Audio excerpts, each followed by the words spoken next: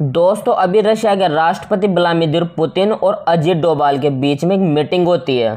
Russia की तरफ से इस मीटिंग का एक 51 सेकंड का वीडियो भी सामने आता है। दोस्तों इस मीटिंग में अजीत डोभाल ने स्पेशली वो बातें बताई है जो नरेंद्र मोदी यूक्रेन यात्रा पर जेलेंस्की से करके आए थे।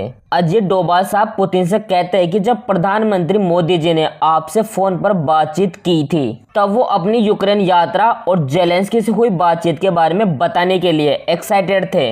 अजीत डोभाल ने यह भी बताया कि यूक्रेन विजिट के बाद मोदी जी खुद रशिया आना चाहते थे और व्यक्तिगत रूप से आपसे मिलकर यात्रा के बारे में बताना चाहते थे। दोस्तों जब जेलेंस्की और नरेंद्र मोदी जी के बीच बातचीत चल रही थी तो वो बहुत क्लोज फॉर्मेट में थी। नरेंद्र मोदी के साथ वहां उस समय सिर्फ 2 नेता थे, उनमें से एक अजीत डोभाल साहब वहां खुद मौजूद थे।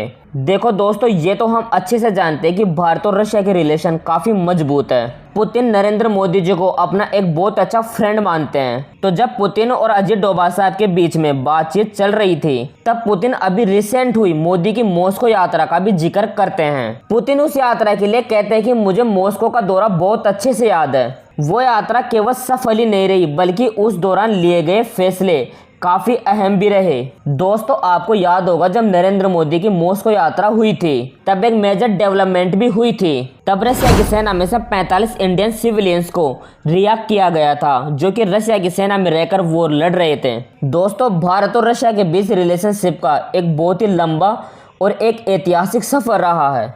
भले फिर वो पॉलिटिकल बेस्ड हो या इकोनॉमिक या फिर काउंट डिफेंस कोऑपरेशन पर बेस्ड हो, हर तरफ से भारत और रशिया के संबंध शुरू से काफी मजबूत स्थिति में रहे हैं। दोस्तों जब भारत आजाद हुआ था तब से लेकर अब तक बहुत सारे ऐसे इवेंट हुए जिनमें दोनों देश एक दूसरे का समर्थन करते हैं। भले फिर यूएन में भारत पाकिस्तान का मुद्दा हो, जब भी भारत को रशिया की जरूरत पड़ी है रशिया ने भारत का समर्थन किया है। और अगर हम डिफेंस कॉरपोरेशन के लिहाज से भी देखें तो आज भी हमारी सेना के लिए बहुत सारे डिफेंस इक्विपमेंट अभी भी रशिया से ही आते हैं। और दोस्तों अब तो दोनों देश संयुक्त रूप से ब्रह्मोस मिसाइल जैसे प्रोजेक्ट पर भी काम कर रहे हैं। और अगर हम दोनों देशों के इकोनॉमिक रिलेशन देखें तो आज भारत अपनी नीड के हिसाब से तेल और गैस परचेज कर रहा है। और अब तो हो सकता है दोनों देशों के बीच में फ्लोटिंग न्यूक्लियर पावर प्लांट को लेकर जल्दी कोई मेजर अपडेट भी सामने आए। और देखो दोस्तों 22 अक्टूबर को जब रशिया में इस बार की ब्रिक्स समिट होगी तब फिर एक बार पुतिन और मोदी की मुलाकात होगी। तो तब हो सकता है दोस्तों फिर एक बार भारत और रशिया के बीच में कोई मेजर अपडेट सामने आए,